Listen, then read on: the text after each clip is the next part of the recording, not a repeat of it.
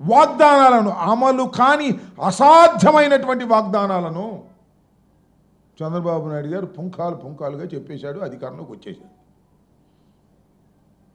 జగన్మోహన్ రెడ్డి గారు నేను మనవి చేస్తున్న ఎన్నికలకు ముందు కూడా ఏ రోజున కూడా తాను చేయలేనటువంటి అంశాలను చేసేటటువంటి ప్రయత్నం చేసేటటువంటి కార్యక్రమమే చేయలేదు. మీరు గుర్తుపెట్టుకోండి. ఆయన ఏది చెప్పినా అది చేయగలుగుతామా లేదా అనే దాని మీద స్టడీ చేసి సత్య శోధన చేసి ఇది చేయగలుగుతామని నిర్ణయించుకున్న తర్వాత మాత్రమే దాన్ని చెప్పి అమలు చేసినటువంటి వ్యక్తి జగన్మోహన్ రెడ్డి గారిని మనవి చేస్తున్నా. అందుకనే మేనిఫెస్టోలో ఇచ్చినటువంటి 99% వాగ్దానాలను నెరవేర్చుకొని మేము ఎన్నికల్లోకి వెళ్ళాం. అఫ్కోర్స్ ఓటమి పాలయ్యాం, అది వేరే అంశం. కానీ చంద్రబాబు నాయుడు ఇచ్చిన వాగ్దానాలండి అమలు చేస్తున్నారా? ఎందుకు వాయిదాలు వేస్తున్నారు? ఎందుకు ఎగవేస్తున్నారు? ఎన్నికలకు ముందు ఏం చెప్పారు? మేనిఫెస్టో అన్నారు, షూరిటీ అన్నారు, గ్యారంటీ అన్నారు, సూపర్ 6 అన్నారు.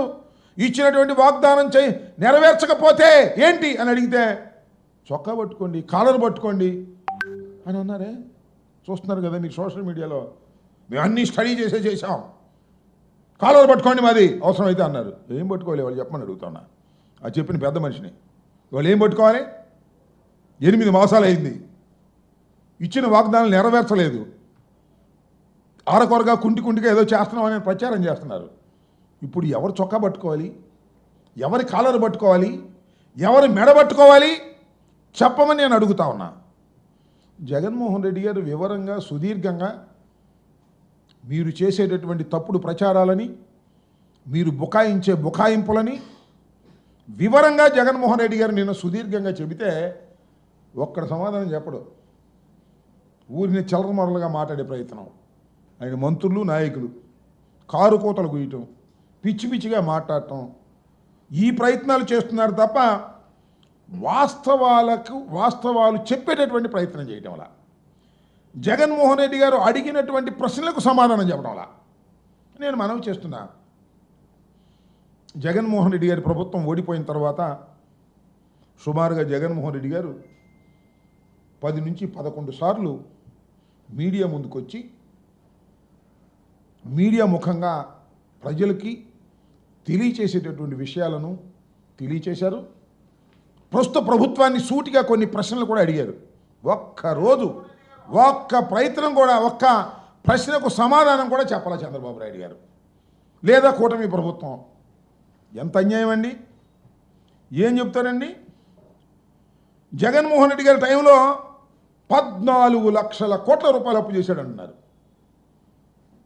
చివరకు చూస్తే మళ్ళీ ఆయనే 6 లక్షల కోట్లని బడ్జెట్లో పెట్టాడు. చెప్పే ప్రచారం వేరు, ప్రాక్టికాలిటీ వేరుగా కనిపిస్తున్నటువంటి పరిస్థితులు మనకు కనిపిస్తూ ఉన్నాయి. చాలా చిత్రం ఏంటంటే జగన్మోహన్ రెడ్డి గారు మొన్న మీడియాలో కూడా అడిగారు, దానికి సమాధానమే చెప్పలేదు. రాష్ట్ర ఆదాయం తగ్గిపోయింది, ఇది ఫ్యాక్ట్. టోటల్గా రాష్ట్రానికి రావాల్సిన ఆదాయం 8 మాసాల్లో తగ్గిపోయింది. తగ్గిపోతే జిఎస్డిపి పెరిగిందని చూపిస్తాడు. అదేంటో ఇది అశాస్త్రీయంగా జిఎస్డిపి పెరిగిందంట, ప్రభుత్వ ఆదాయం టపామని తగ్గిపోయింది, జిఎస్డిపినేమో పెరిగిందని చూపిస్తాడు. ఎట్లా పెరిగిద్దా చెప్పబోయే దానికి సమాధానం చెప్పరు. కారు కోతలు కూసి మైకి ముందుకు వచ్చి కారు కోతలు కూసేటువంటి కార్యక్రమం రాసే పత్రికలు ఉన్నాయి కదా అని చెప్పేసి ఈనాడు, ఆంధ్రజ్యోతి, అది ఇది ఏదో ఎల్లో మీడియా రాసేస్తున్నారు కదా అని మాట్లాడుతూ ఉన్నారు. నేను అడుగుతా ఉన్నా, బేసిక్గా ఒక ప్రశ్న అడుగుతా ఉన్నా.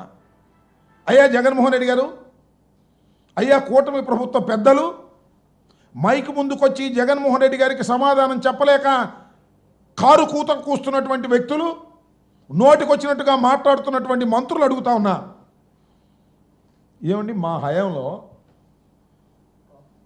2.73 లక్షలు 2,73,00,000 జగన్మోహన్ రెడ్డి గారు సంక్షేమానికి బటన్ నొక్కి డైరెక్ట్గా వారి అకౌంట్లోకి వేశాం. There is no pilferage. ఎక్కడా కూడా అవినీతి లేదు, పైసా అడిగే ప్రశ్న లేదు.